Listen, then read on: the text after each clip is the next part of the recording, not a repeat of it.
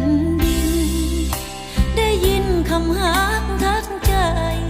ยันเห็นว่าเป็นตาตัวงานหลายกว่าสิคิดจริงจังแต่คำถามทุกความสงสัยอ้ายตอบโจทย์ได้ทุกอย่างชีวิตที่โชคชะตาทิ้งขว้างจึงกล้าวางให้อ้ายคุ้ม